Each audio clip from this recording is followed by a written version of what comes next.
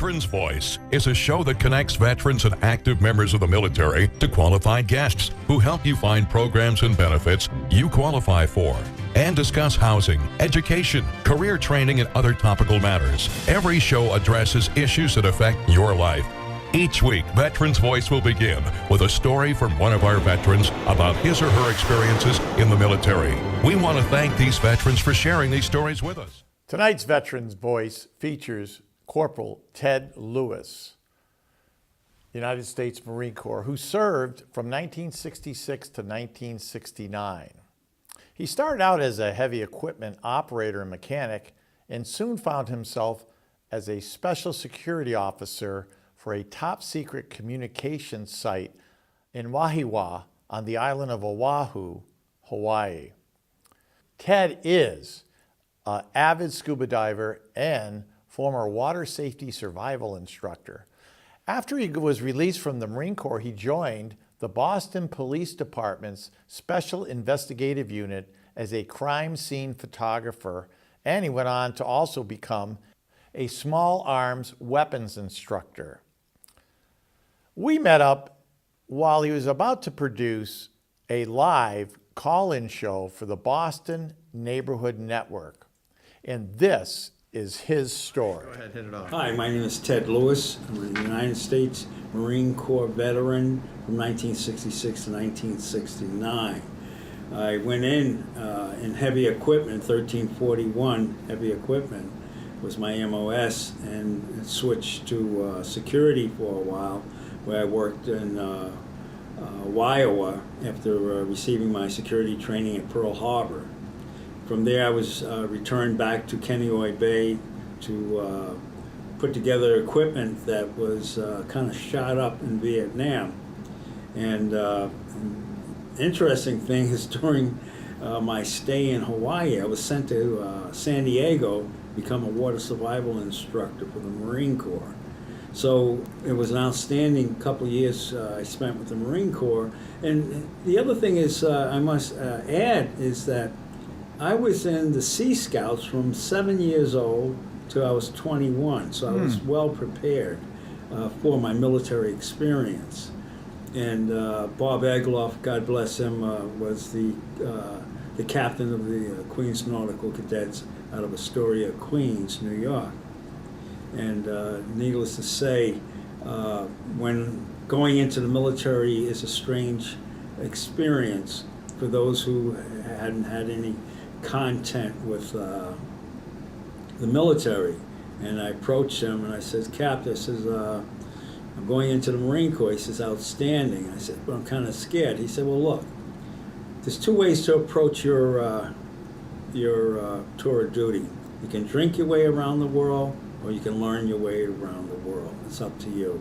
And I chose to learn my way around the world. And needless to say, I met some fantastic people. I was a scuba diver when I was in Hawaii and did an extensive amount of scuba diving.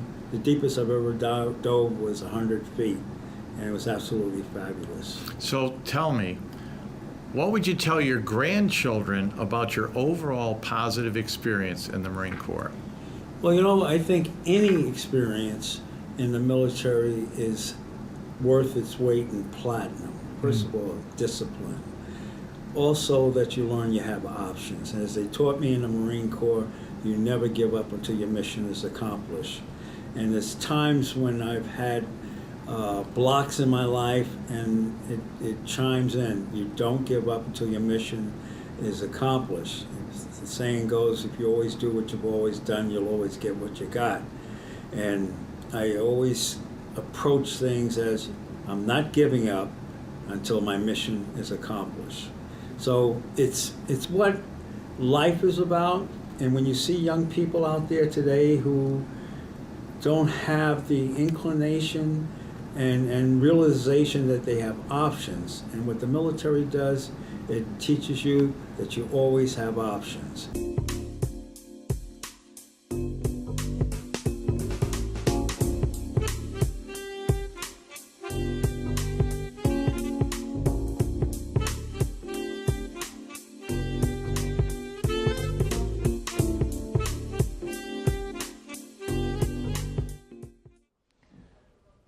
very special welcome to all of you who are watching us on BNN TV, Channel 23, Comcast, right here in Boston.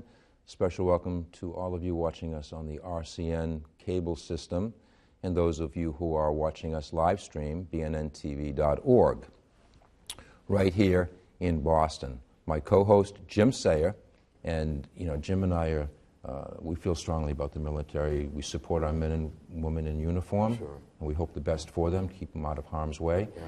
And we appreciate the service that they give our nation.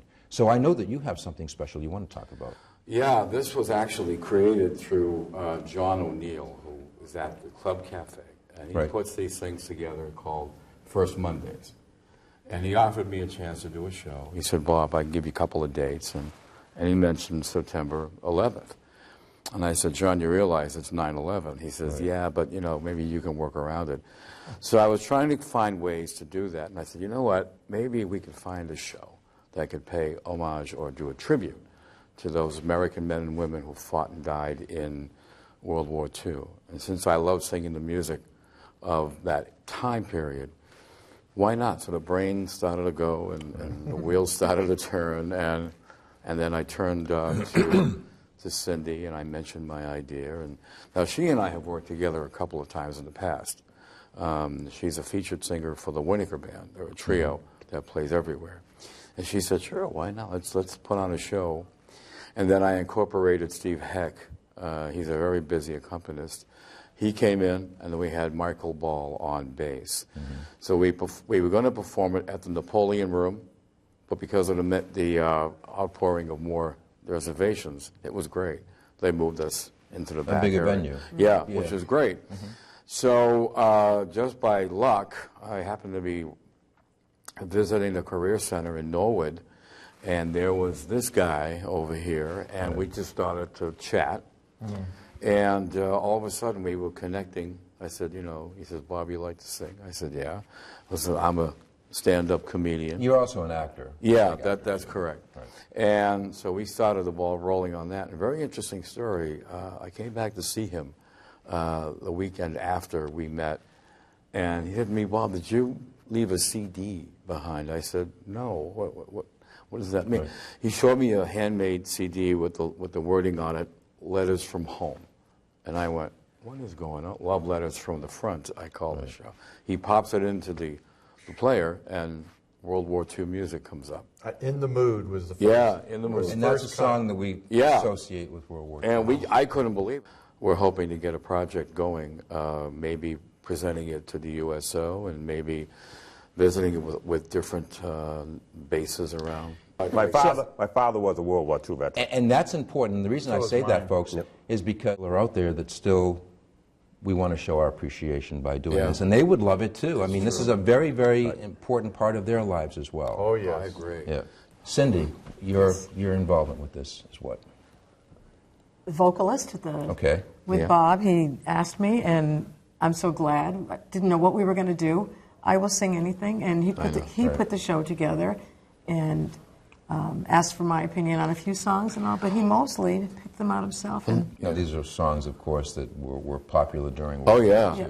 Well, I was using the 1940 to 1945 as a main gauge, and she just came through, and it was great. I just had a wonderful time. Now, when are we going to have the opportunity to see this? Are you in the arts as well? Yes, I'm actually the co-producer of Veterans Voice Radio and TV Network, and so we do start out every show with almost a letter from the front. I just one of my fellow Marines here, I got a chance to interview him. Ted Lewis.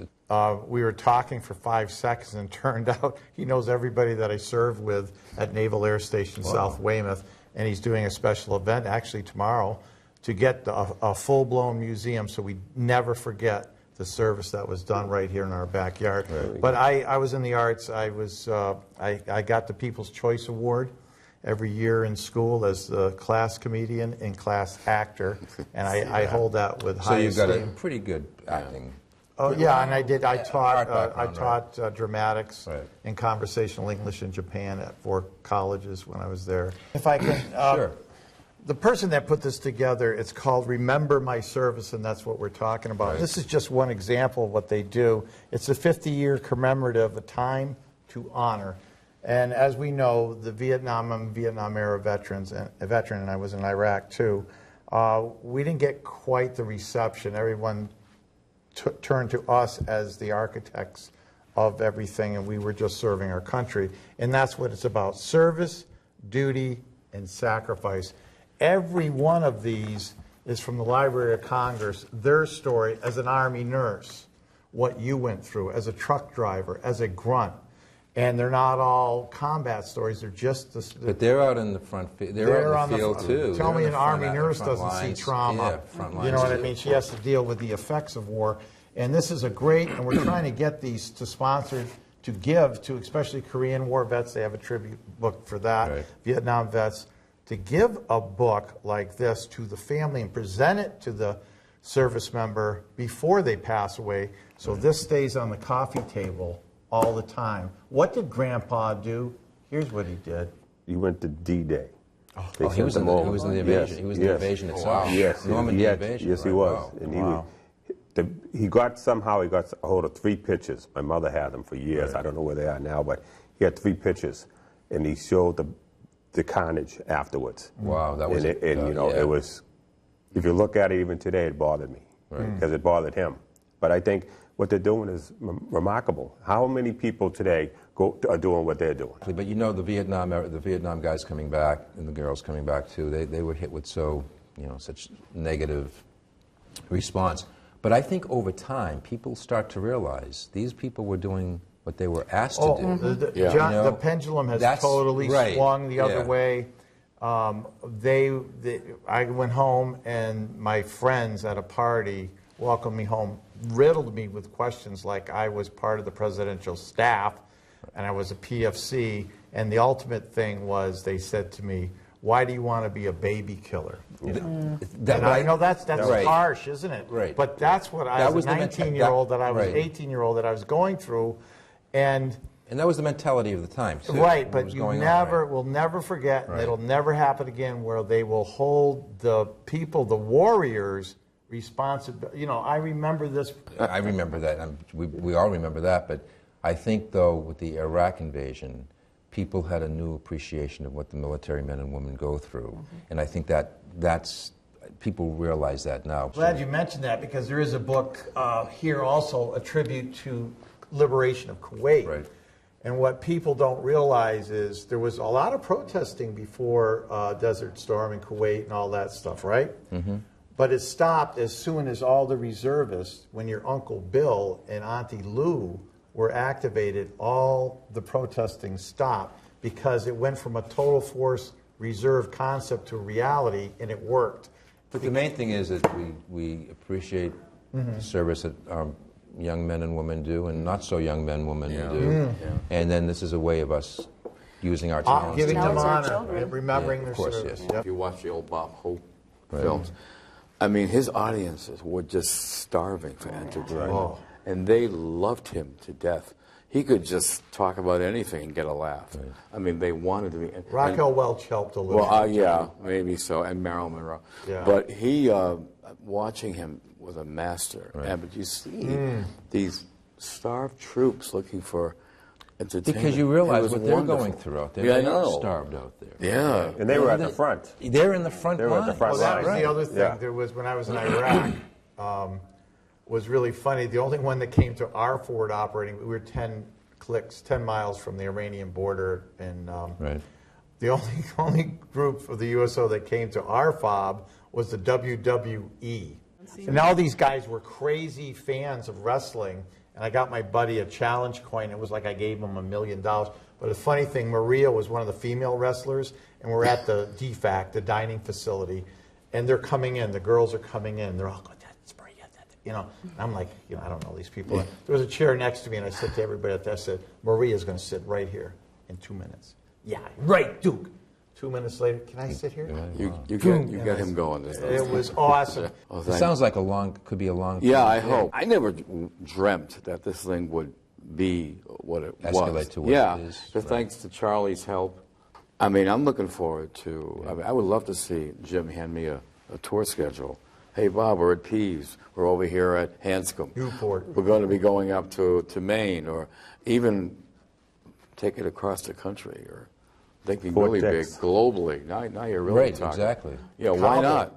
Our vets, first-hand information, our vets, love letters in particular, that's is so what I important wrote, because we are looking at it from first-hand experience. The warrior ethos and spirit is universal. Right. The Japanese respected the Marines. The Marines respected the Japanese. I wish we could get that kind of respect in this country right now, because we don't hold, a professional military is doing the same thing you're doing. He's not fighting for all these high things. He's fighting for his guy on the right and the guy on the left to stay alive and accomplish the mission, and that's what they're doing. So even though it was rough, look at years later what our relationship with Japan is now. It's very good. It's like it's one of our strongest allies. It stands the test of time, John. Yeah. Right. I mean, you have hundreds of artists performing this music over and over again. Different arrangements, but for, I don't know what it is, people gravitate. And since this show is a little bit on the intimate side of things, which is because of the love letters. Exactly. And we got that's the personal dimension that people yeah. are going to be really involved And they need to see that. I mean, after the They're show, going to hear the music, but it's the personal side of it that's going to really get them excited. After about the show, we got project. so many nice accolades Yes. from people. And Yes. Cindy was telling me that her family. My really, father cried through the whole thing. Are you the only singer? Female singer? Where? In the group that we're doing. Oh, in the show, yes. She's the best It's two female of vocalist us. we have. Okay. So, yeah. it was designed for two people. I mean, you could. And then the expand piano it. player sometimes, Yeah. which he had a solo and he also harmony, so we can have that was three. Steve Heck. Steve is a professor. He's at a heck of a Berkeley. piano A player. couple of medleys, which you'll hear Yes. coming up. They're going to be showing you about It can a. be We are going to anything. show. Are we going to show a little clip here? Yeah, look at that. I haven't even seen it. In between, you got to spread TV that used to be there. joy to the maximum. Bring gloom down to the minimum. Have faith, the pandemonium liable to occupancy. To illustrate my last remark, Jonah and Llewellyn, Noah and the ark. What did they do? Just when everything looked so dark, man, they said better accentuate the positive, eliminate the negative, latch on to the affirmative. Don't mess with Mr. In Between. Oh no, don't mess with Mr. In Between. So that's great. And that's what people can expect when they go to the show. To pretty accentuate much. the positive and eliminate the negative. That's- I think that goes with what we were talking about. You know? Absolutely. Definitely. And they will. I think they'll come away feeling very rewarded and very fulfilled that they saw something that was very important. Yeah. And it made them think. Right. I had a little something that I was researching music, and I went onto YouTube, and I found this beautiful little comment from a woman out of San Francisco, Right. Aurora Leveroni. What a great name. And she talked about how her husband, she wrote him, what the heck was it? 45 letters. Yeah, 45 45 letters that remained unopened. Wow. And how she said that she would have been married 72 years. Wow. He died 28 years ago. But the end of it said, so every day I keep his letters unopened in a heart-shaped box next to my nightstand on my bed. And then Cindy would sing, I'll be seeing you. So I went, oh my God. So it's an emotional thing. Oh, God. And we don't Right. have interpersonal communications. Right. We have more communication devices and less communicating.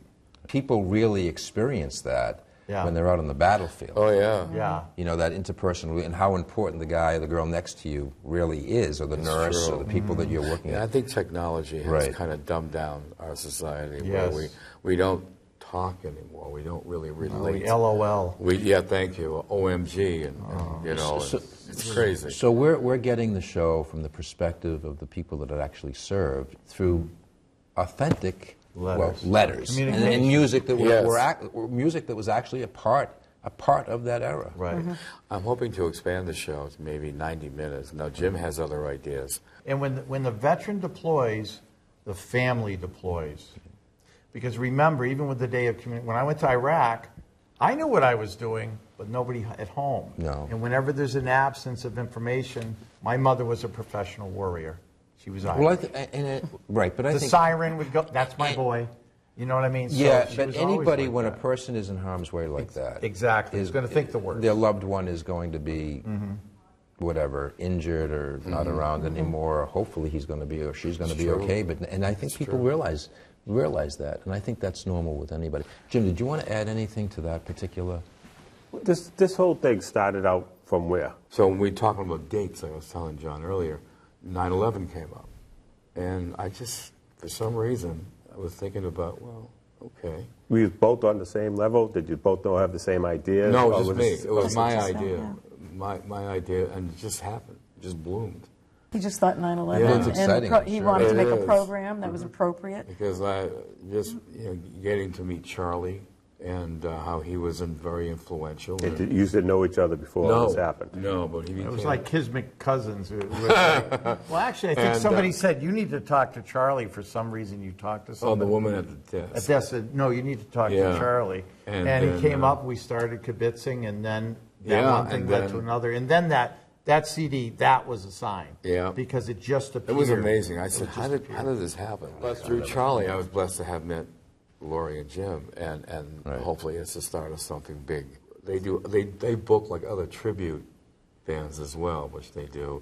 They have a great Bruce Springsteen tribute artist, and she does Stevie Nicks, and somebody else does Van Halen, I believe, and Jimi Hendrix. Jimi Hendrix.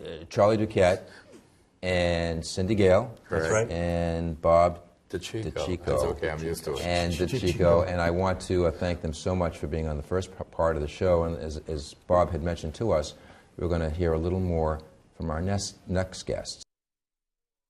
We have Jim on my right, and we have Laurie Beth on Jim's right, and we have Charlie is going to stay with us. On the right. Oh, because he's a little more knowledgeable about what's going on here and dates and everything. So what we're going to do is, Jim, welcome to the program. Thank you for having me, John. You're welcome. And Laurie Beth, welcome to the program. And Jim, what's going on with, I know Bob mentioned that you're sort of like a big part of this operation here. And Well, we were fortunate to meet Bob through Charlie. Right. We went to one of his shows, and I just fell in love with it. Okay. I'm retired Navy myself. Okay, so you're ex-military. And Okay, yeah. my wife, her father served in the Army Air Corps during World War II. My dad served in the Korean War. My son Patrick is serving right now over in Mildenhall, England, in the Air Force. So military family, certainly. Yes. What's the term? I say, and I want to be correct about this. Retired military is correct, but if I say ex-military, is that appropriate? If you're talking about your wife, yes, that's okay. You never say ex-Marine. And I want to say, because former, once you're a Marine, always a yeah. Marine, right? And I want to use that term appropriately. So, all right, Jimmy, because I feel that if you're a Marine or any of the branches, you have that for the rest. That's part of you for the rest of your life. You are, and as a retiree myself, once I first retired, they transferred us in the Navy. We go to the Fleet Reserve for 10 years. Right. And after the 30th year, they transfer you to the retired list. So I'm still... You're still on the Navy books through and pretty through, much, yes. right? Your background. Well, Laurie Beth, it's right? funny. Laurie Beth. Cindy's from Ludlow, and I'm from Longmeadow. And he's from we're gonna talk Indian Orchard. We're going to talk about that after Jim. I was born in 1927, so I know all about In the Mood and all that. God now, bless you. that handsome gentleman on the right, I'm not quite sure what is he connected with your band? And I'd love to come to see you guys. I'm Mr. Fahey. I'm a fan, gentlemen. Are you all connected with the same program? You know, with the first people that won, or are you two now talking about a different subject? No. We're one team, one fight, ma'am. Okay, I'll talk to you. Here's the thing. I'd love to know where you guys are. And the other gentleman was talking about letters. It struck my heart because I lost my husband, and I have his letters. And I go way back. I'm an old antique. I go back to 1927. Wow. I'd love to come to see you guys. And that beautiful woman in the middle there, I don't know if she's in the program, but I hope she is in the right, the gentleman on the right, he's very distinguished. And are you guys all together? Yes, ma'am. Yes. Hi. Okay, you heard it here first, Beatrice. If you had the heart to share some of those letters with Bob, you could go through Mr. Fahey right here at BNN to see if we could arrange to actually include one of them in the show. It would be a blessing to us and also give tribute and honor to your husband. And both my brother and my husband who are gone were veterans. And I don't know if it was you who put the book up. I'd love to get one. And I'd love to contribute to, if it's a veteran 90 thing. years old. Yes, it's just remember my service, RMS. Just have somebody Google it for you. They are available. We have it for Korea, Vietnam, and Desert Storm, and they have other books. They're not that expensive, but it's a great tribute so the grandkids can understand. Exactly. My brother was a Korean veteran. My husband was a veteran, and he worked with the blind. So, and they're both gone now. I'm all alone. I'm all alone by the telephone. I just lost my last member of my family, but I got to keep on chugging. Well, you're doing a great job, Beatrice. Carry out the mission. I will. And thanks for being you. Not too many people say that. Yes, no, you're it. And that gentleman, I know he knows what he's talking about. Okay, bye. Bye. Bye. Thank you so much for calling. That was a great opportunity. And so sweet. that's why one of the reasons why we do this show, folks, is so that people will respond and connect with the people that we actually have on the show. And so a very special thank you to that. Great call. Woman, the call. Yeah, well, I was thinking about when she said in 1927, she was 18 when World War II ended in 1945. Yes. We were involved in 1941 to 45. 1939 to 45 is the duration of it. Yes. But there are people still around that remember, that impacted them and their families. And like Jim said, I mean, his father was involved. Sure. She was 14 years old when the war started. Yeah. Think about going through your teens and you're in a world war and the whole family, your uncle, your cousins, everybody's impacted. That's what people kind of miss nowadays, they think, because World War II was so massive. And, it just, God bless her. Beatrice, you're not alone. 90 years old. Now, give us a little more background about you. Well, I've been singing pretty much my whole life. I went to Hart School of Music when I got out of high school. And, yeah, I know.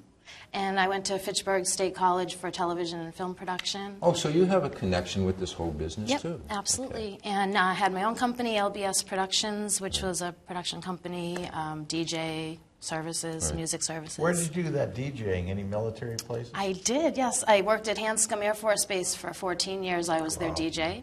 How I met my husband. Right. Not in the Air Force, in the Navy, but he found me on an Air Force base somehow. Did you have any of the guys that you were DJing, doing karaoke or whatever, they ever deploy?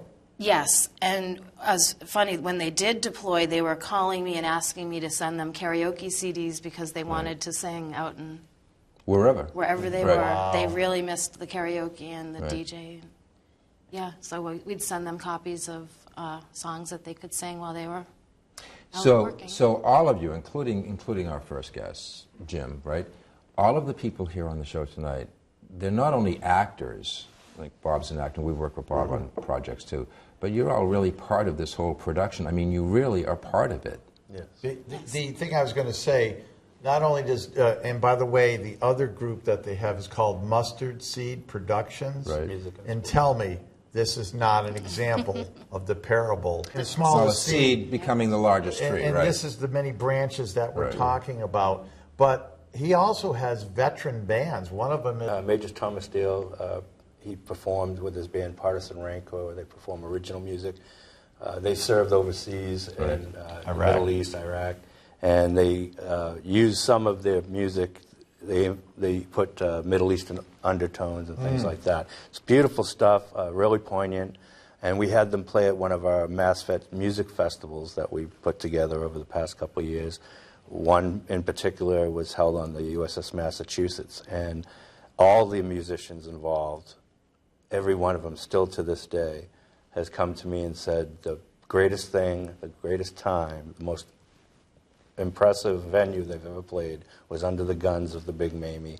And they thank me all the time. They just said that they wanted to give perform and give back to the service members. So that impacted them, that's for sure. And we had a plank holder that was Beatrice age, one of the few remaining original crew members of the USS Massachusetts 16-inch guns crew was there. And I got to interview him, and he was very impressed and felt a real kinship with everybody else. It was great. And we have several tribute acts, like was mentioned earlier. We have the Stevie Nicks tribute that Laurie Beth sings for, and then we have others. So these tribute acts, when we saw Bob's show, I don't know about you, but every time I see anything about Vietnam, Forrest Gump did it, the first thing you hear is a Jimi Hendrix tune. Right. Yep. You know, PBS is still doing a special. Doing a Ken Burns special, which is quite extensive. John, I don't mean to interrupt. We got another phone call. Can we have you, Jim? Another phone call. We have another phone call. Yes. Hi. How Hi. are you? Good. How are you? I'm fine, thank you. Thanks. This is Helen, and I was just Hi, calling. Helen. I like this show better and better and better. I'm really enjoying it. Well, thank you so much, and I'm glad that you do, and I know that you watch, you know, the shows that Jim and I do, and tonight in particular. But this is a switch. This is a total switch. And tell the young people there to keep up the good work. This perked up my night, just watching the show. Thank you.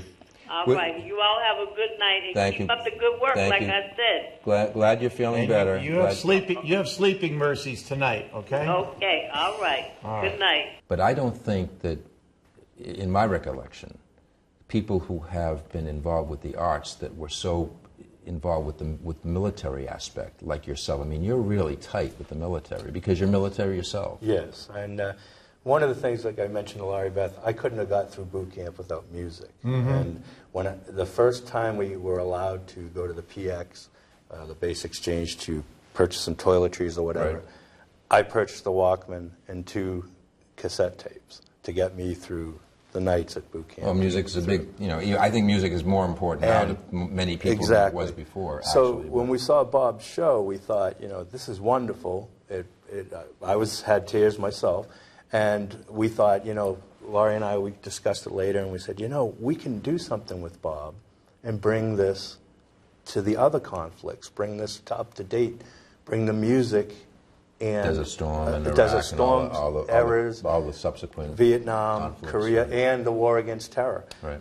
We can bring this to the troops and to the general public through the same venue or the same program that Bob is doing, and we want to join forces with Bob to bring it up, to use our tribute acts as some of the performers. Catalyst, when you have a scene or a letter from a Vietnam veteran or a Vietnam service member or a person from home, we can not only have Hendrix music playing, but an actual Hendrix tribute artist performing on the stage. And Jim can talk about this even better than I can. Does everybody know that Jimi Hendrix was a Vietnam veteran? I didn't know. Did you Every know that, time Jim? I knew that, yeah. I didn't. Okay. We had to. His name's Jim. Because wasn't Jimmy at the end of the PBS Ken Burns special? Isn't he one of the singers on one of the I think credits? so. And the reason is the one song that really resonates with every veteran is what, Jim? All Along the Watchtower. All Along the Watchtower. Now, the Watchtower is a biblical term, but it means the same today as it meant in the Old Testament. In the biblical times. They were in watchtowers in defensive positions all along the Watchtower. So when he plays it, every vet is remembering. And remember, when you're on duty, you take charge of this post and all government property in view. You're vigilant. You're ever watching. Why? And you have to look at total darkness, but stay alert for your whole 8 hours. Think about all the emotions that go on there. Of course. So whether you're in a watchtower, in a defensive position, or whatever, everybody relates to that position of looking out for each other by giving the alarm during an attack, before attack. John, can I just say one thing? My brother Paul was in the Army also, and he was on the watchtower looking over the Berlin Wall. Oh, wow. So they gave, in the Army, they gave him his rifle. No ammunition. They didn't give him. And the Russians would shoot across the wall at them. So he went to a sergeant at lunchtime, and he had his tray. My brother had his tray, and he says, "Hey, Sarge, they're shooting at us at night." And he said to him, "Did they hit you?" He goes, "No, but they're shooting." He goes, "Well, let me know when they hit you." My brother hit him with the tray. The pucker factor when you're going into Omaha Beach is the same if you're on the watchtower or if you're waiting for a Scud to land on you. You don't know. When you're in a combat situation, there is no front lines now. You could be at a recruiting station and have somebody with an AK-47. And that's the war on terror. That's what I'm saying. So there are no front lines anymore. I mean, when you get out the door, that's the front line. You know what I mean? So what I'm saying is that ethos is across the board, and every veteran, whether you're in combat or you're in training or guard duty, you can relate to being on the watchtower. But this is going to bring that human element to the dramatic reading with the multimedia effects so that it can bring the people back to the human side of it and not just war movies. Because there was 500,000 veterans in Vietnam and country, and 100,000 were in combat. The rest were in support roles. Positions, right. Exactly. But it all fits. It's all connected because of the arts. I mean, I don't think that there's anybody that's more involved with the arts than you are. Well, October 7th at the Hingham Shipyard, the launch. They're going to launch a basic a preview of what they do, and both teams are going to get together and to see and accentuate the positive and eliminate the negative. Just like in the song. That's right. Are you in the mood? So what this is going to do is going to be the proto-genesis that you heard it here first on BNN. Because think about it. We're all in the neighborhood, right? I'd like to invite them down, all your viewers, and what time is that? For a great show. It's 12 to 3. 12 to 3. October 7th. That's Saturday, is that correct? Saturday at the launch in Hingham Shipyard. Like Charlie says, it's going to be a wonderful performance by Bob, and I believe his partner is going to be Wendy. We'll be doing a segment of Love Letters from the Front. And we will have Laura Beth performing in her role as Belladonna from Nightshade and Gold, our Stevie Nicks tribute. And we have a great gentleman, Ronnie Caggiano, Ronnie C., who does a Boss, Bruce Springsteen tribute. And the gentleman, if you see pictures online, he looks just like Bruce Springsteen. He sounds like Springsteen. You won't know the difference. You won't. I want to thank Bob DeCicco. Yes, Bob DeCicco. And also Cindy Gale for being on the first part of the show. And folks, and Jim, I want to thank you. Thank you. Laurie, Beth, I want to thank you. Thank you. Charlie, I want to thank you. I mean, you did a great job. Jim, of course, I couldn't do it the show without you. The best is yet to come. So for Jim and myself, thank you very much for watching us, and also thanks to our callers. I know that they enjoyed the show too. Beatrice, we love you. And Helen. And Helen. Helen.